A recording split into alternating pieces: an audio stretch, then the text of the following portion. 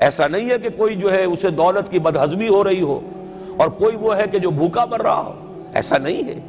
دیکھو ہمارے ہاں انسانی شرافت، انسانی عزت، انسانی پریسٹیج اور انسان کی حقوق بہتر سے بہتر شکل میں موجود ہیں، حریت ہے، آزادی اظہار رائے ہے، سب کچھ ہے۔ یہ کام اگر وہ امت کرے تو اس سے زیادہ خوش نصیب کوئی نہیں۔ پھر دنیا میں اس کو غلبہ ہوگا، دنیا کی خلافت اس کو دی جائے گی، دنیا کی امامت اس کو دی جائے گی، دنیا کی قیادت اس کو دی جائے گی۔ جیسے کبھی اقبال نے کہا تھا کہ سبق پھر پڑھ شجاعت کا، عدالت کا، صداقت کا، لیا جائے گا تجھ سے کام دنیا کی امامت کا۔ لیکن پھر وہی سبق پڑھنا پڑے گا جو صحابہ کرام نے پڑھا تھا۔ جب صحابہ کرام نے وہ سبق پڑھا تھا تو دنیا کی امامت اللہ نے ان کو عطا کی تھی کہ نہیں کی تھی؟ اگر تو اس کے مطابق عمل ہے تو ان سے زیادہ اللہ کو محبوب کوئی نہیں، اور اگر طرز عمل برعکس ہو جائے، کہیں کچھ اور کریں کچھ اور، کہیں یہ کہ قرآن پر ہمارا ایمان ہے اور اس کے قانون کو نافذ نہ کریں، کہیں یہ کہ ہماری تو محبوب ترین شخصیت محمد ہیں اور ان کی سنت کے اوپر عمل نہ کریں صلی اللہ علیہ وسلم، قرآن نے جس شے کو حرام کیا ہے اس پر اس کا استعمال کر رہے ہوں، اگر طرز عمل یہ ہو اور یہ طرز عمل اس حد کو پہنچ جائے کہ دنیا تانے دے یہ مسلمان کہاں اسلام، دنیا میں ہمیں دکھاؤ کہاں اسلام، یہ مسلمان کیا اسلام پر کاربند ہیں؟ جارج برنارڈ شاہ نے کہا تھا کہ میں جب قرآن پڑھتا ہوں تو محسوس کرتا ہوں اس سے بہتر کتاب کوئی ممکن نہیں، لیکن جب مسلمانوں کو دیکھتا ہوں تو محسوس کرتا ہوں ان سے زیادہ ذلیل قوم دنیا میں کوئی نہیں۔ یہ کنٹراسٹ ہے جو ہم اپنے وجود سے پیش کر رہے ہیں۔ کیا اس کی وجہ سے لوگ اسلام کی طرف راغب ہوں گے یا اسلام سے متنفر ہوں گے؟ کیا ہمارا منہ ہوتا ہے ہم باہر جاتے ہیں، اسی لیے ہم تو تبلیغ، میں تو کم سے کم وہاں جا کر جو مسلمان کھوئی ہوئی بھیڑیں ہیں امت محمد صلی اللہ علیہ وسلم کی، انہی کو ریکلیم کرنے کی کوشش کرتا ہوں، جیسے کہ حضرت مسیح نے کہا تھا میں تو بنی اسرائیل کے گھرانے کی کھوئی ہوئی بھیڑوں کی تلاش میں آیا ہوں۔ میرا منہ نہیں ہے کہ میں وہاں کسی امریکن سے بات کروں، وہ یہ کہے گا تم اپنا گھر تو سنوارو، فزیشین ہیل تھائی سیلف، تم ایک چھوٹا سا ملک نہیں چلا سکتے، تم نے اس کا بیڑا غرق کر کے رکھ دیا ہے، تم نے اسے کورٹ آف وارڈ بنوا دیا ہے آئی ایم ایف کا۔ ہاں یہاں تو گھڑی گھڑی جو ہے قرقمین آتے ہیں آئی ایم ایف کے اور ورلڈ بینک کے قرقی کرنے کے لیے، ہر روز ایک نئی قرقی ہو رہی ہے، ہر روز جو ہے آج پھر گاڑیوں کا کرایہ بڑھ رہا ہے، بجلی کا کرایہ قرقی ہو رہی ہے۔ عوام کے اندر جو بھی رہا رہ گیا اسے بھی چوسنے کا اور کشید کرنے کے لیے ایک حکومت کو گرا دو، وہ تو بدنام کر دی گئی، دوسری حکومت لے آؤ اس کے ہاتھ میں کچھ کام کروا لو، وہ بدنام ہو جائیں گے تو ان کو بھی ہٹا دینا۔ ان کا کیا کھیل ہے؟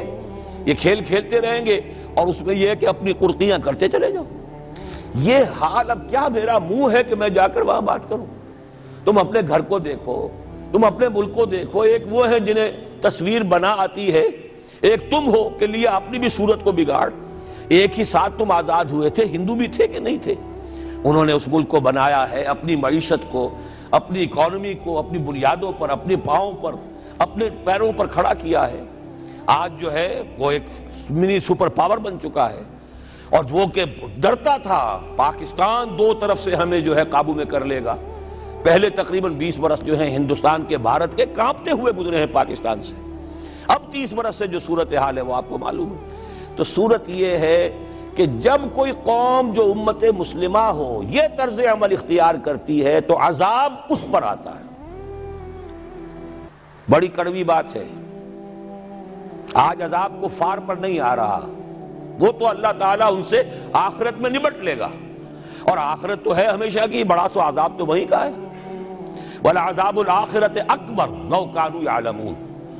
دنیا میں کفار پر عذاب آتا تھا جب کوئی رسول بھیج دیا جائے، اب رسول آئے گا نہیں، ایک ایکسیپشن ہے وہ بعد میں بتاؤں گا، لیکن اب دنیا میں جو عذاب آتا ہے وہ مسلمان امت پر آتا ہے۔ اب اس کو چونکہ بات بہت کڑوی ہے، تھوڑا سا میں اس کے اندر آپ کے لیے سمجھنا، حلق سے اتارنا اس کڑوی گولی کا آسان کر دوں۔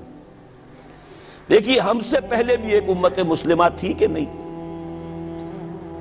ہماری عمر جو ہے امت مسلمہ کی حیثیت سے ابھی 1400 برس ہوئی ہے، 1417 سن ہجری چل رہا ہے نا۔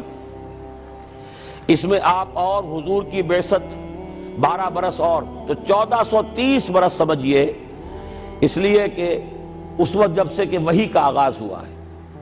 یہ ہماری کل تاریخ ہے، ابھی 1450 برس نہیں ہوئی۔ ہم سے پہلی جو امت تھی 2000 برس تک اسی مقام پر فائز رہی۔ وہ کون تھے؟ بنی اسرائیل۔ وہ موسیٰ کے امتی تھے، ہم محمد کے امتی ہیں علی نبینا و علیہ الصلوۃ والسلام۔ انہیں تورات دی گئی تھی، ہمیں قرآن دیا گیا ہے۔ نبی ہونے کے اعتبار سے افضل ترین نبی، رسول ہونے کے اعتبار سے اکمل ترین رسول، کتاب ہدایت ہونے کے اعتبار سے جامع ترین کتاب، نوع انسان را پیام آخری حامل او رحمت للعالمین۔ یہ اپنی جگہ تقابل ہے، لیکن ایک اور اعتبار سے دیکھیے، عمر اس کی طویل تھی 2000 برس، ہماری ابھی 1400 برس ہوئی۔ اور دوسری بات، اس امت میں 1400 برس تک کوئی وقت ایسا نہیں گزرا کہ کوئی نبی موجود نہ ہو۔ سینکڑوں نبی آئے۔ شروع ہوئی ہے 1400 قبل مسیح میں، جب تورات دی گئی حضرت موسیٰ کو، اور آپ کو معلوم ہے اس وقت 2 رسول تھے، موسیٰ بھی اور ہارون بھی علیہ الصلوۃ والسلام۔ پھر حضور کی حدیث بخاری شریف میں موجود ہے، کانت بنو اسرائیل تسوسہم الانبیاء کلما ہلک نبی خلفہ نبی۔ بنی اسرائیل کی سیاست اور حکومت جو ہے انبیاء کے ہاتھ میں ہوتی تھی۔ جب بھی کوئی نبی فوت ہوتا تھا دوسرا نبی اس کا قائم مقام، اس کا جانشین ہو جاتا تھا، جیسے داؤد کے بیٹے سلیمان۔ آخری جو نبی آئے ان کے ہاں وہ حضرت مسیح، اور ان کے ہم عصر حضرت یحییٰ علیہ الصلوۃ والسلام۔ تو یوں سمجھیے 2 سے شروع ہوا، 2 پر ختم ہوا، موسیٰ و ہارون، عیسیٰ و یحییٰ، درمیان میں 1400 برس، اور کوئی وقت ایسا نہیں ہے جب کہ کوئی نبی موجود نہ ہو۔ کیسی امت تھی! اسی لیے میں نے آپ کو بتایا، قرآن مجید میں سورہ بقرہ میں 2 جگہ فرمایا ہے، یا بنی اسرائیل اذکروا نعمتی التی انعمت علیکم وانی فضلتکم علی العالمین۔ چھٹا رکوع بھی شروع ہوتا ہے اسی آیت سے سورہ بقرہ کا، اور 15واں رکوع پھر شروع ہوتا ہے اسی آیت سے۔ اے بنی اسرائیل، میرے اس انعام و اکرام کو یاد کرو جو میں نے تم پر کیا، اور میں نے تو تمہیں تمام جہان والوں پر فضیلت دی تھی۔ لیکن وہی بنی اسرائیل جب ان کا طرز عمل کیا ہوا، شریعت کو پس پش ڈال دیا، نبذ فریق من الذین اوتوا الکتاب کتاب اللہ وراء ظہورہم مثل الذین حملوا التوراۃ ثم لم يحملوها كمثل الحمار يحمل اسفارا۔ کتاب سے ناطا توڑ لیا، بس اس کو مقدس کتاب بنا کر رکھ دیا، نہ پڑھنا، نہ سمجھنا، نہ اس پر عمل کرنا، جیسے ہم کرتے ہیں۔ ایصال ثواب کی محفلوں میں کام آتا ہے، یا بچیوں کو وہ جہیز میں دینے کے کام آتا ہے، یا قرات کی محفلیں ہوتی ہیں، مقابلے ہوتے ہیں۔ اللہ اللہ خیر صدہ قرآن مجید سے ہمارا کیا سروکار رہ گیا ہے۔ بآیاتش ترا کار جزی نیست کہ از یاسین او آسا بمیری۔ عیاشیاں کرتے تھے، بدماشیاں کرتے تھے، غلط کام کرتے تھے، لیکن انہیں خیال یہ تھا کہ ہم چونکہ ابراہیم کی نسل سے ہیں، موسیٰ کی امت میں سے ہیں، نحن ابناء اللہ واحباؤہ، ہم تو اللہ کے بیٹوں کے مانند بڑے چہیتے ہیں۔ اسی پر اللہ نے فرمایا فَلِمَ يُعَذِّبُكُمْ بِذُنُوبِكُمْ بَلْ أَنْتُمْ بَشَرٌ مِّمَّنْ خَلَقَ۔ ایسے ہی تم چہیتے اور لاڈلے ہو تو اللہ تعالیٰ تمہیں عذاب کیوں دیتا رہا ہے؟ تمہیں نیبوکڈنیزر کے ہاتھوں پٹوایا 600 قبل مسیح میں، یوں سمجھیے تقریباً وسط میں آتا ہے یہ معاملہ۔ 1400 قبل مسیح میں تورات دی گئی، اور سمجھیے کہ ایک مسیحی میں حضرت مسیح آ رہی ہے 30 سن عیسوی میں، ان کے درمیان تقریباً وسط میں اشیریوں کے ہاتھوں پٹوایا اور بابلیوں کے ہاتھوں پٹوایا۔ بخت نصر جس کو کہتے ہیں، نیبوکڈنیزر، 6 لاکھ یہودی اس نے قتل کیے یروشلم میں، 6 لاکھ کو قیدی بنا کر لے گیا، ہیکل سلیمانی گرا دیا گیا جو کہ ان کا کعبے کے درجے میں تھا، اور یہ کہ کوئی ایک متنفس نہیں بچا یروشلم میں، کوئی 2 اینٹیں سلامت نہیں رہی۔ انہیں لے گیا بیبیلونیا میں، کیپٹیوٹی، پیریڈ آف کیپٹیوٹی۔ وہاں سے واپس آئے، توبہ کی انہوں نے، حضرت عزیر علیہ السلام کی دعوت توبہ جو ہے، توبہ کی منادی کے نتیجے میں، تو پھر اللہ نے انہیں ایک موقع اور دیا، اور ان کی ایک بڑی عظیم سلطنت قائم ہوئی، مکابی سلطنت، اور پھر ٹیمپل جو ہے دوبارہ بنا. یہ جو سیکنڈ ٹیمپل کہلاتا ہے، دوسری تعمیر جو ہوئی ہیکل سلیمانی کی، اس کو بھی پھر دوبارہ جب ان کے ہاں وہی لچھن آئے، میں تجھ کو بتاتا ہوں تقدیر امم کیا ہے، شمشیر و ثنا اول، طاؤس و رباب آخر. جب وہی لچھن ہو گئے پھر عذاب کے کوڑے پڑے، پہلے گریکس کے ذریعے، یونانیوں کے ذریعے، پھر رومنز کے ذریعے، اور سن 70 عیسوی میں وہ دوسرا ہیکل سلیمانی بھی مسمار کر دیا گیا اور انہیں فلسطین سے نکالا دے دیا گیا. نکل جاؤ یہاں سے.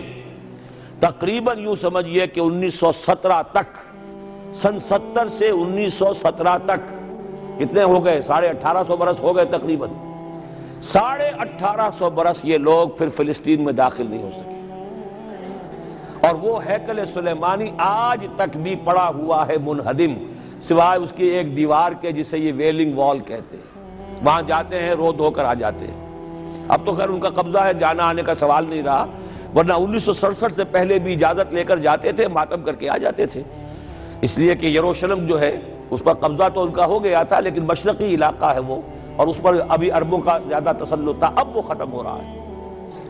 معلوم ہوا کہ وہی قوم جو ہے، جو چہیتی بھی تھی، لاڈلی بھی تھی، خیر الامم تھی، انی فضلتکم علی العالمین کا مصداق تھی، جس پر انعامات تھے، اکرام تھا، جنہیں حضرت داؤد اور سلیمان کی سی حکومتیں دی گئیں، ان سب کا معاملہ کیا ہوا؟ غلط عمل کی وجہ سے، برعکس رویے کی وجہ سے. قرآن مجید ہی میں 2 جگہ ہے تھوڑے سے لفظی فرق کے ساتھ، ضربت علیہم الذلۃ والمسکنۃ وباؤوا بغضب من اللہ. ان پر ذلت تھوپ دی گئی، ذلیل کر دیے گئے. 1850 برس تک، پہلے 150 برس تک کیپٹیوٹی میں رہے تھے، اب 1850 برس تک جسے یہ ڈائسپورا کہتے ہیں اس میں رہے. روتے تھے، یاد کرتے تھے اپنی فلسطین کی سرزمین کو کہ ہم وہاں سے نکالے گئے ہیں. وہ بھی حضرت عمر نے اجازت دی تھی جا کر، جبکہ یروشلم جو ہے ہینڈ اوور کیا ہے وہاں کے عیسائیوں نے، حضرت عمر کے حوالے کیا ہے رضی اللہ تعالی عنہ.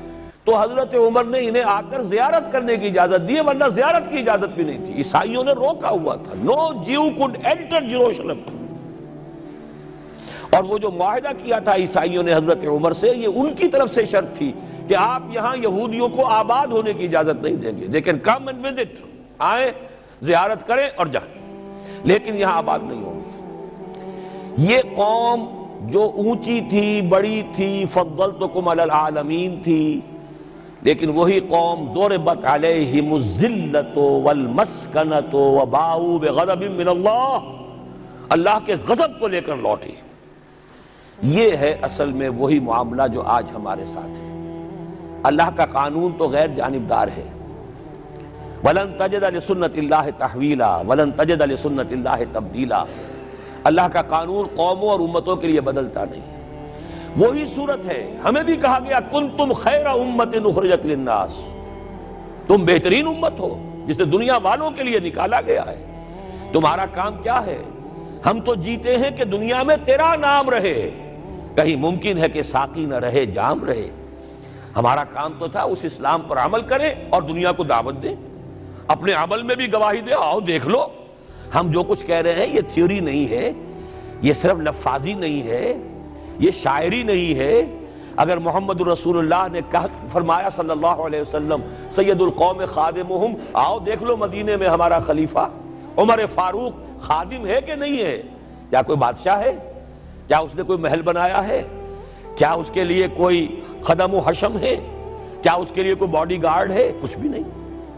جیسی جھونپڑیاں دوسروں کی ہیں ویسی جھونپڑا اس کا ہے. جیسے پیبند لگے ہوئے کپڑے دوسروں کے ہیں، بلکہ دوسروں کے بہتر بھی ہوں گے، اس کے کپڑوں میں پیبند لگا ہوا ہے. اس کے نام سے قیصر و کسریٰ کے درباروں میں لرزہ ہے، لیکن اس کی سادگی کا عالم یہ. آؤ دیکھو، see with your own eyes, come here, see it. یہ اگر ہم کرتے اور کر سکتے، جب تک کرتے رہے تو ہم سے اونچا کوئی نہیں، اللہ کا ہم سے بڑھ کر محبوب کوئی نہیں، ہم سے زیادہ امت مرحومہ اور کوئی نہیں. لیکن جب ہم نے برعکس روش اختیار کی تو کیا ہوا؟ جیسے انہیں پٹوایا گیا تھا ایشورینز کے ہاتھوں، ہمیں پٹوایا گیا سب سے پہلے جو صلیبیوں کے ہاتھوں، کروسیڈرز. کئی لاکھ مسلمان قتل ہوا کروسیڈز کے اندر. جب پہلی مرتبہ عیسائیوں نے قبضہ کیا یروشلم پر، تقریباً 90 برس 88 برس عیسائیوں کے قبضے میں رہا ہے، اب وہ دوبارہ چلا گیا یہودیوں کے قبضے میں۔ اس وقت جو ہے اتنا قتل عام ہوا تھا عربوں کا اور مسلمانوں کا یروشلم میں کہ جب فاتحین کے گھوڑے داخل ہوئے ہیں شہر کے اندر تو گلیوں کے اندر ان کے گھٹنوں تک خون کی نہر بہہ رہی تھی۔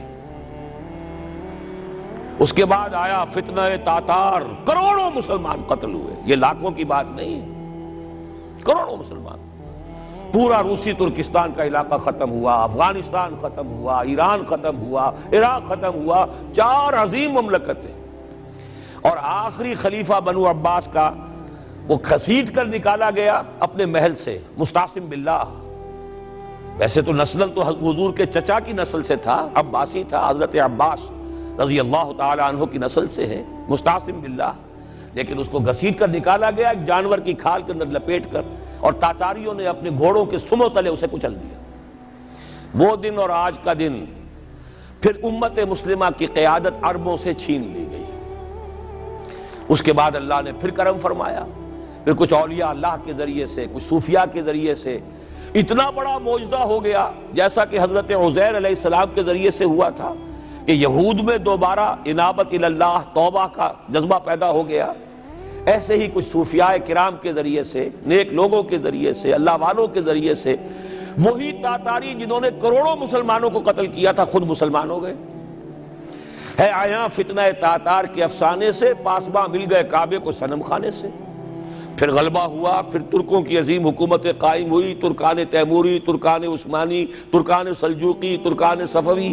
عرب تو معزول ہو گئے تھے، لیکن ترکوں کی زیر قیادت پھر گریٹ آٹومان امپائر بھی قائم ہوئی۔ اس کے بعد پھر جب وہ ترکوں کے اندر بھی وہی بادشاہت، وہی عیاشیاں، وہی محل بن رہے ہیں، وہی جو ہے توپ کاپی محل جا کر دیکھ لیجئے، وہی عیاشیاں شروع ہو گئی، وہی اللے تللے ہو گئے، وہی ظلم شروع ہو گئے، تو پھر اللہ نے دوبارہ پھر ہمیں یورپی اقوام کے ہاتھوں ذلیل کیا، کہیں انگریزوں کے غلام، کہیں فرانسیسیوں کے غلام، کہیں اطالویوں کے غلام، کہیں ولندیزیوں کے غلام۔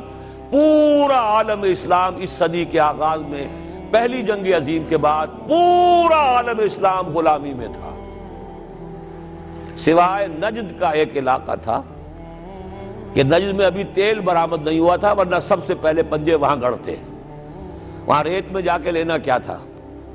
باقی تو یہ ہندوستان غلام ہے، انڈونیشیا غلام ہے، سب کے سب یہ جاوا، سماٹرا، چلتے جائیے سب غلام ہیں۔ اس کے بعد ایران چاہے براہ راست غلامی نہیں تھی لیکن انگریزوں کے انتداب میں تھا، کنٹرول انہی کا تھا۔ عراق پر انگریزوں کا کنٹرول تھا۔ اسی طریقے سے یہ ساری جو عرب مملکتیں ہیں یہ انگریزوں کے زیر اثر تھی، اور یا یہ کہ فرانسیسیوں کے زیر اثر تھی۔ شمالی افریقہ یا فرانسیسیوں کا تھا یا اسپین کا تھا، اور یا یہ کہ اطالویوں کا تھا لیبیا۔ یہ حال ہمارا ہوا۔ یہ ہے اصل سبب اور یہ ہے معاملہ جس میں اب میں آخری بات اس موضوع پر کہہ دینا چاہتا ہوں۔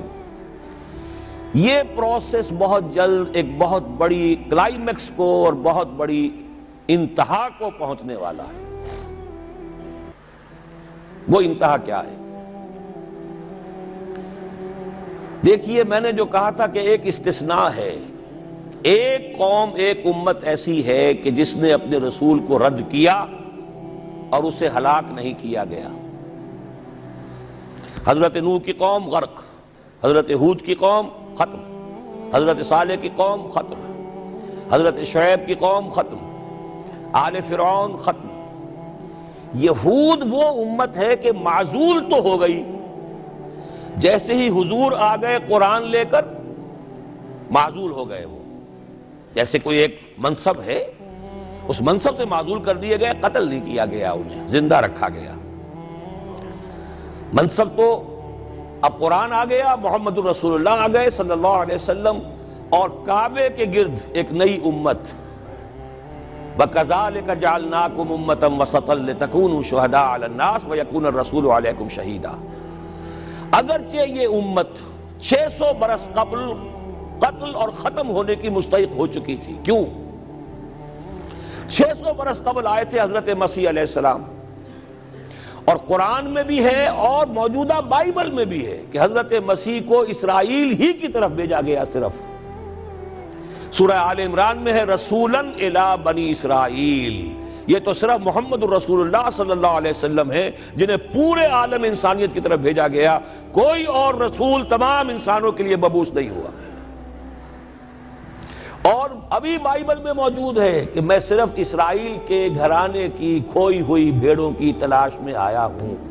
اسی لیے میں نے کہا تھا میں بھی امریکہ وغیرہ جاتا ہوں تو یہ اپنے پاکستانی ہندوستانی بھائی جو ہیں یہ کھوئی ہوئی بھیڑیں وہاں جا کر جو ہیں وہ گم ہو گئی ہیں، ان گمشدہ بھیڑوں کی تلاش میں.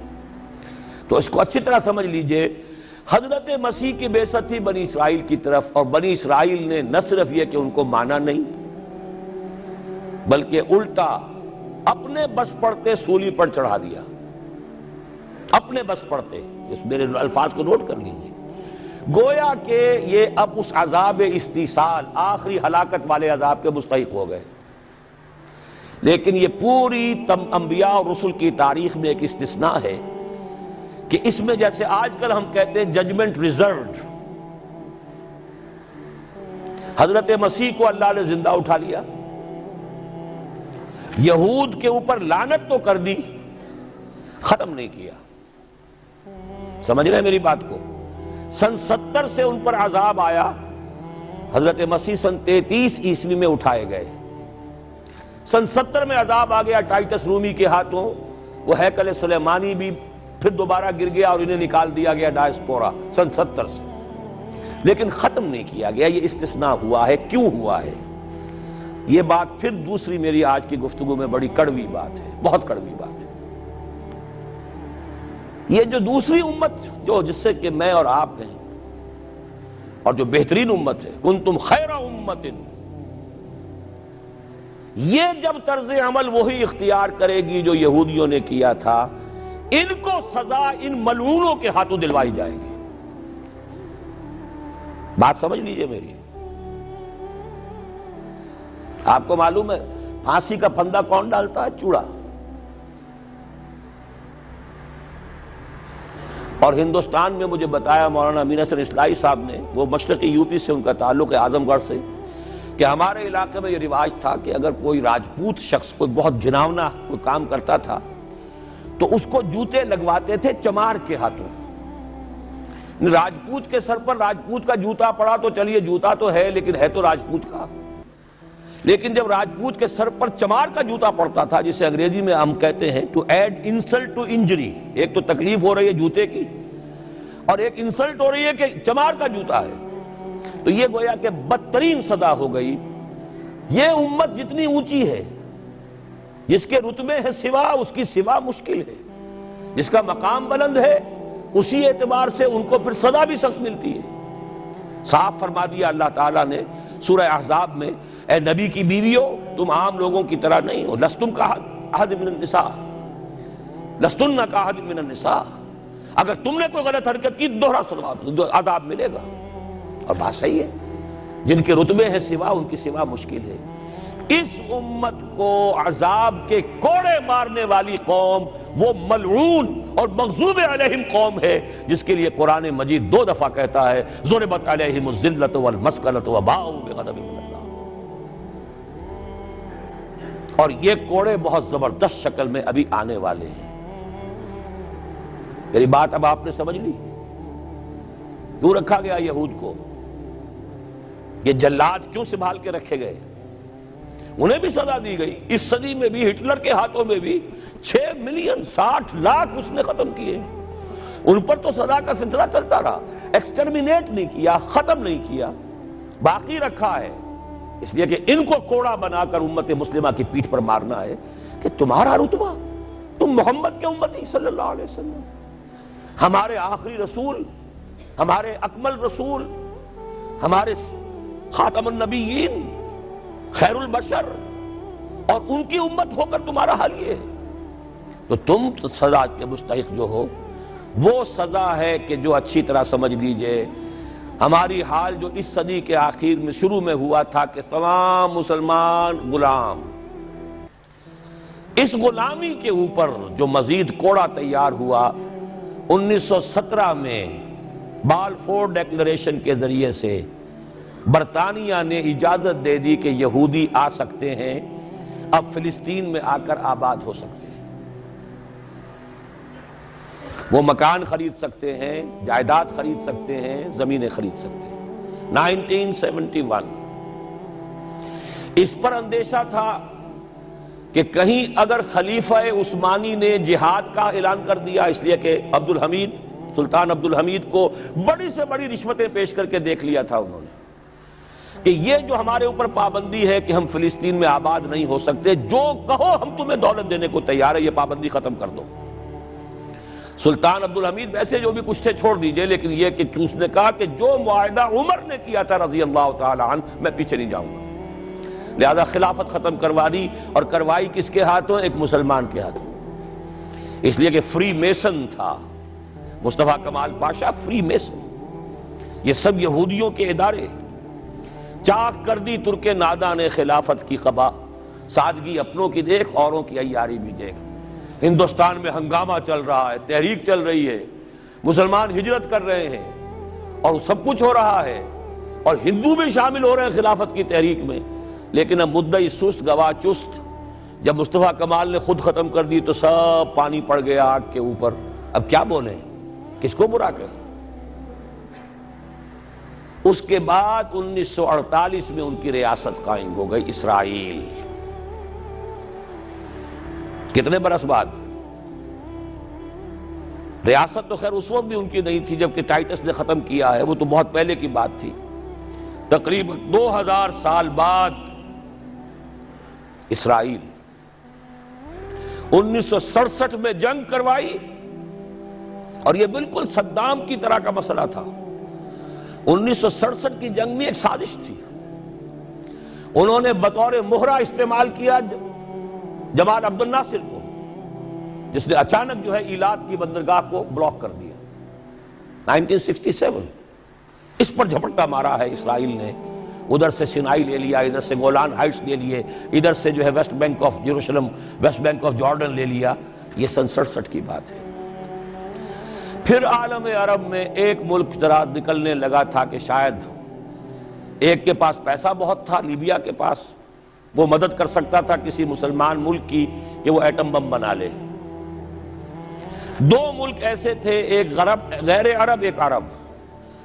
عراقیوں کے پاس کچھ صلاحیت معلوم ہو رہی تھی کہ کچھ دانت شاید نکل آئیں، جیسے دودھ کے دانت ہوتے ہیں تو شاید ایٹمی دانت نکل آئیں، وہ برکس ان کا نکالا ہے۔ ایک دفعہ جا کر آپ کو یاد ہوگا ہوائی جہاز گئے اور سب کا تہس نہس کر کے آ گئے، اور وہ سخت جان قوم نکلی، انہوں نے پھر کچھ بنا لیا، تو پھر وہی 100 دام جال، پھر وہ 100 دام جو ہے جال کی شکل بچھا کر، اور جو پھنسایا ہے تو اگلا پچھلا کھایا پیا سارا اگلوا لیا۔ نتیجہ کیا نکلا؟ جنگ خلیج کے بعد اب عالم عرب پورا کا پورا اسرائیل کے سامنے سرنگوں ہے، وہ شاہ حسن ہو یا شاہ حسین ہو، کچھ تو پہلے ہی اپنے تھے، چاہے شاہ فہد ہوں اور چاہے حسنی مبارک ہوں، اب رہ کون گیا؟ اس سے بڑی ذلت کوئی ہے؟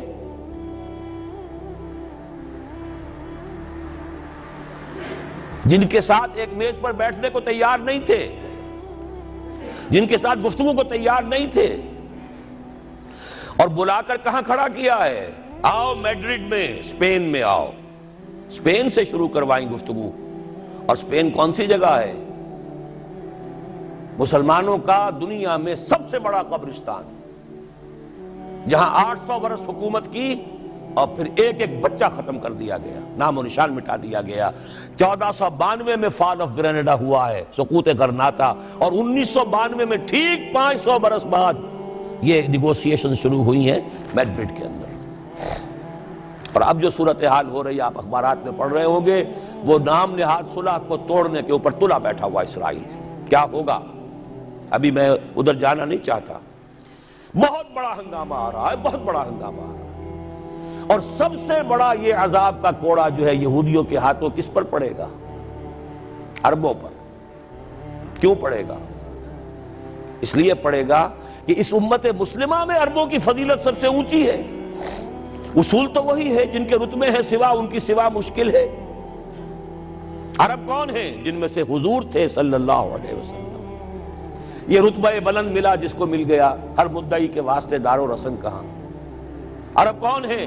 جن کی مادری زبان میں اللہ کا کلام ہے۔ مجھے اور آپ کو 100 پاپڑ بیلنے پڑیں گے قرآن کو سمجھنے کے لیے، ہماری بہت عظیم اکثریت تو پھر بھی نہیں سمجھ سکے گی، ترجمے پڑھ لے گی زیادہ، اور کیا کرے گی؟ ان کی مادری زبان۔ انہوں نے جب پیٹھ دکھائی اور اس صدی میں کولونیل رول سے آزاد بظاہر ہو جانے کے باوجود کسی نے قبلہ راست کردم، کسی نے وہ قبلہ کر لیا واشنگٹن کی طرف، کسی نے کر لیا ماسکو کی طرف، تو بدترین سزا کے وہی مستحق ہیں۔ اور جان لیجئے کہ وہ ہولوکاسٹ مڈل ایسٹ میں آنے والا ہے، آرمگڈون، الملحمۃ العظمی۔ میں نے یہ ساری چیزیں اپنی ایک کتاب میں لکھ دی ہیں، سابقہ اور موجودہ مسلمان امتوں کا ماضی حال اور مستقبل۔ ایک موجودہ امت مسلمہ ہے ہم، ایک سابقہ امت مسلمہ ہے معزول شدہ، وہ ہیں یہود، اب بھی موجود ہیں، امت موسیٰ ہے، صاحب تورات ہے۔ ان کا ماضی کیا ہے، حال کیا ہے، مستقبل کیا ہے؟ مستقبل میں سب سے بڑا پیچ جو پڑنے والا ہے، جیسے پتنگوں کا پیچ ہوتا ہے، ان دو امتوں کا ہے۔